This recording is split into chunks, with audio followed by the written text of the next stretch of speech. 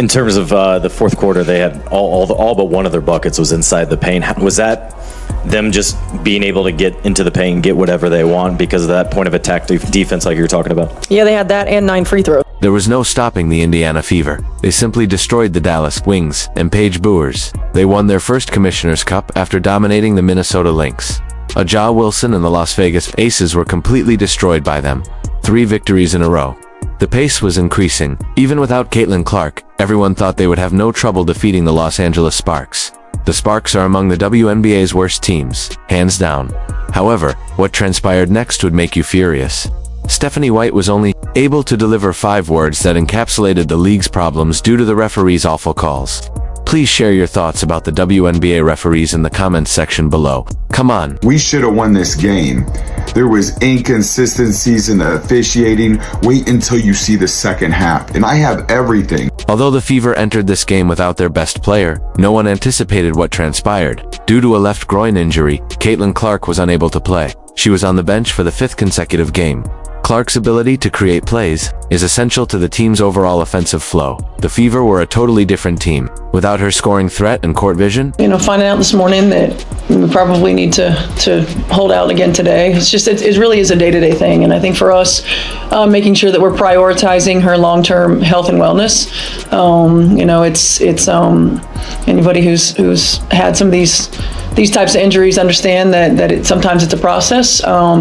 She's a quick healer, and she's been doing everything that she can to get back on the floor. So, we just want to make sure that we're hypersensitive to the big picture. That's not all though. In the FIA America, Darius Dantas was competing on behalf of her nation. The Fever had to rearrange their rotations because of her absence. Another important player who provides size and experience off the bench was lost by the team. The stunning announcement that Dana Bonner had left the squad completely followed. In one crushing blow, 3 important pieces were lost. This is when things start to get interesting. The Fever were still strong favorites in spite of their injuries. They had a 72.9% chance of winning, according to ESPN's matchup predictor. They were favored by 6.5 points, according to MGM. Everyone thought they would win this game with ease thanks to the remaining talent. Everything appeared to make sense. The Sparks are among the WNBA's worst teams, hands down.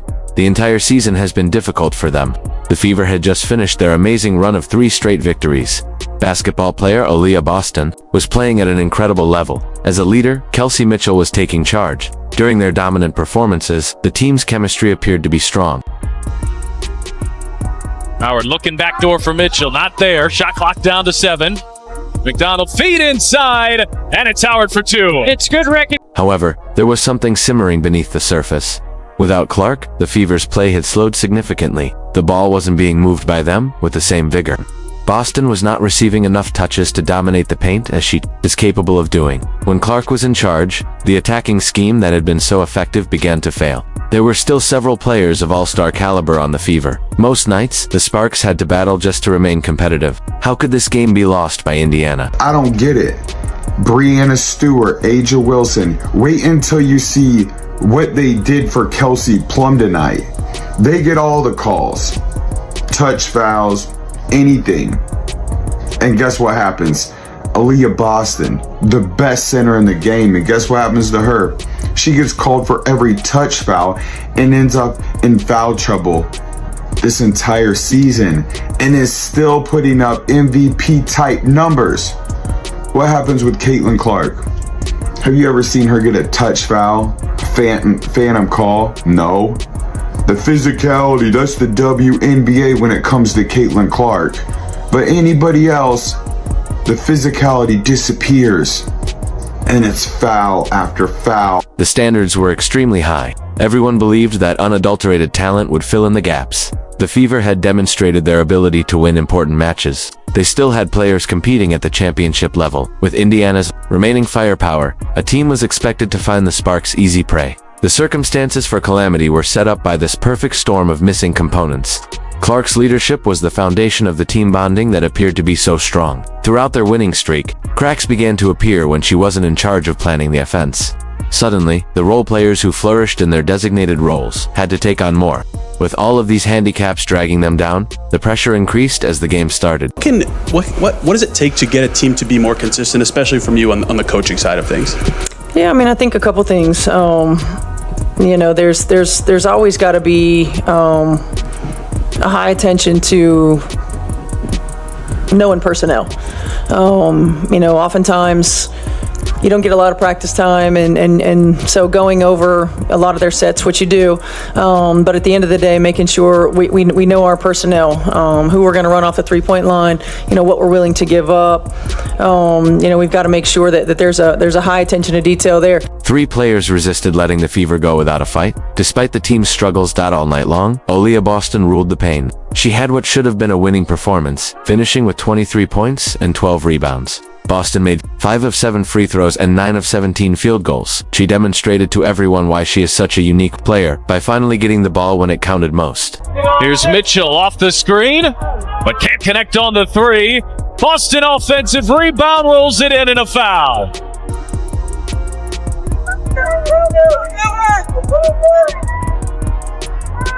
The 2 bigs bring the ball up the floor, and Hamby wasn't ready for that. How about that change of pace? That burst like a guard gets downhill to the rim. In Clark's absence, Kelsey Mitchell significantly stepped up. When the squad sorely needed to score, she made 3 three-pointers and dropped 19 points. Mitchell also achieved a significant milestone by participating in her 251st game with the Fever in the history of the series. Only Tama Catchings has played more games. Throughout the entire game, Mitchell demonstrated her leadership by keeping the Fever competitive against a squad they ought to have comfortably defeated. Lob inside. Boston too far underneath. Shot clock down to 5. Kick out Mitchell. Oh, yes!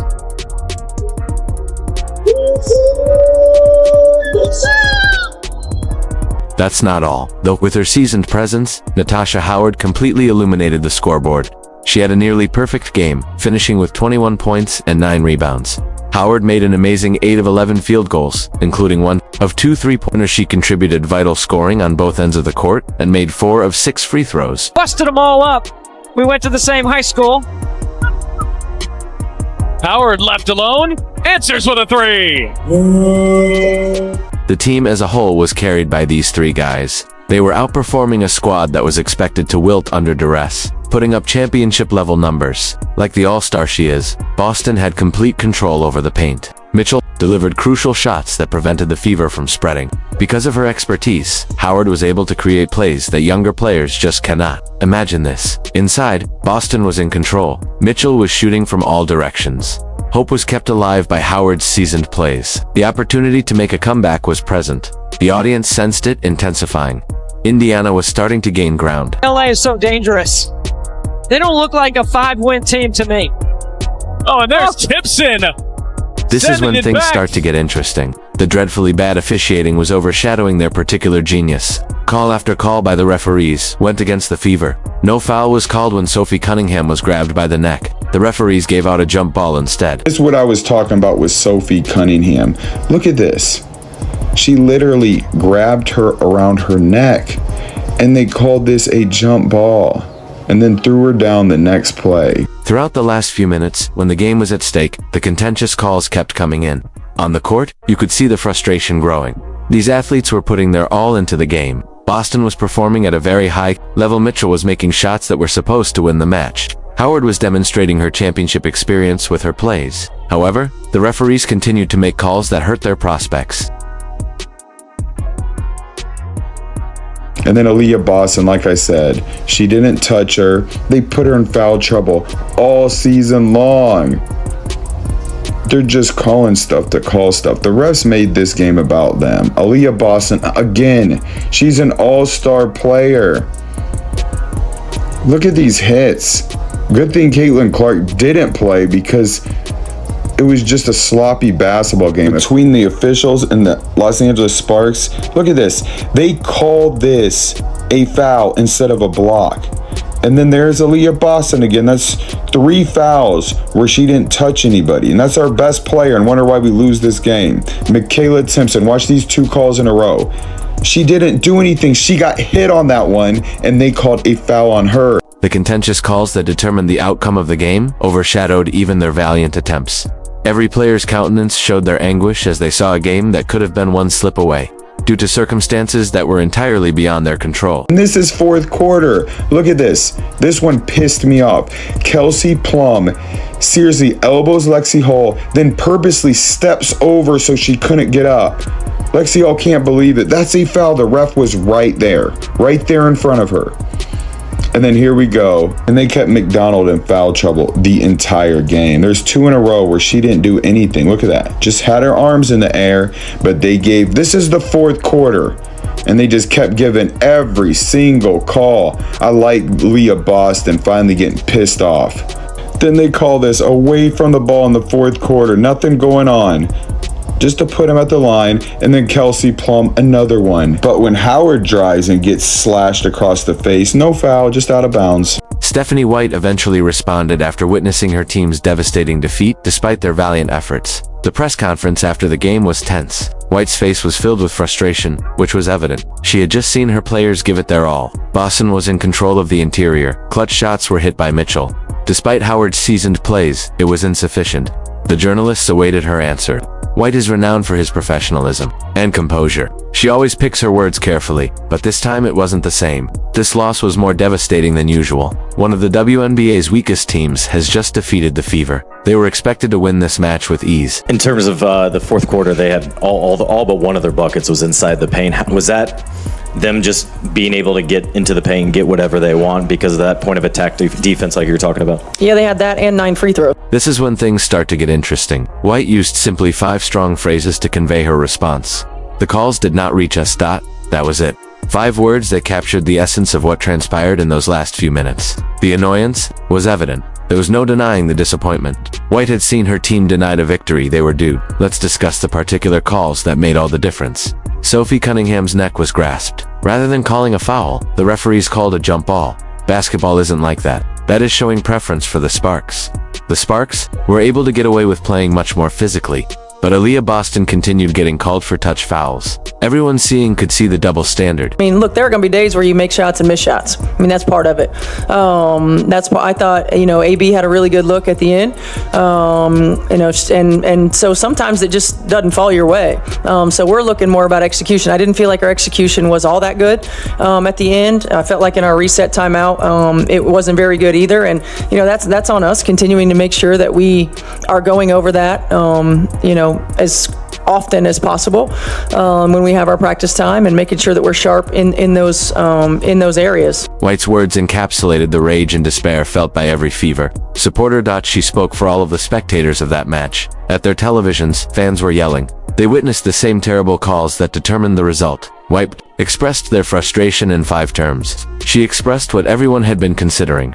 This instance relates to the Fever's larger struggle against inequitable odds. Their finest player is absent. They are coping with roster changes and injuries. They now also need to overcome poor officiating. For this team, the difficulties keep getting worse. This is the truly remarkable section. In fact, this defeat demonstrates the Fever's extraordinary skill and promise.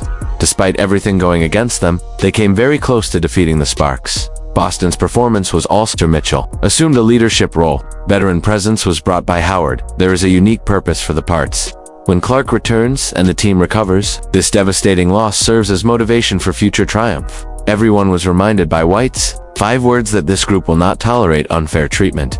Through hardship, they are developing championship character. Here is Boston on a handoff to Cunningham. Head full of steam to the rim, and a foul. Cunningham and 1.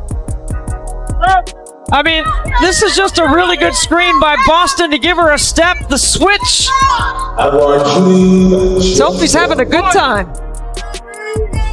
This heartbreaking defeat only serves to highlight the Fever's extraordinary capacity for championship success. Consider what has just transpired. The Fever nearly defeated a squad they ought to have annihilated while missing 3 important players. It's not a sign of weakness. That demonstrates unadulterated strength in the face of hardship. This is when things start to get interesting. For 40 minutes, the Fever remained competitive, even though missing Clark, Dantas, and Bonner should have been a death sentence for any WNBA club. Clark's comeback is quickly approaching. She has been sitting on the bench during games and taking part in drills. Although Clark's long-term health is Coach White's top priority, she might make a comeback as early as Wednesday against the Golden State Valkyries. Imagine this lineup. Upon her return, the offensive is being led by Clark. Boston is controlling the paint. Mitchell is the clutch scorer. Hall provides defense and vigor. Howard is bringing in a veteran. That right there is a championship roster. Cunningham, Colson, give and go, and Colson hits a three. That's called a boomerang pass.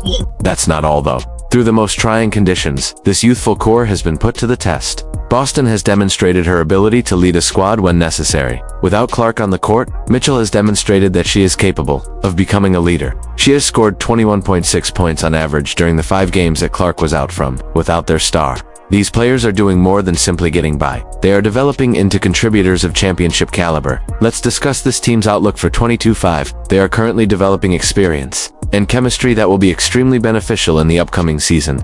Each difficult setback teaches them something new, that their confidence grows with each close game. Each accomplishment demonstrates their personal development. Mitchell's 3-point shooting total is 600. Howard's 2,000 rebounds mark.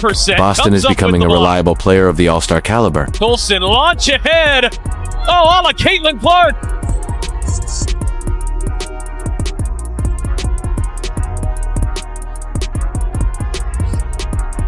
They have opportunities to demonstrate their strength in the upcoming schedule. Matches versus New York, Connecticut, Dallas, Atlanta, and Golden State. Championship teams are formed by these tests. This battle-tested gang will be prepared to rule when Clark gets back. This is the truly remarkable section. Be wary of teams that defeat the Fever while they are down.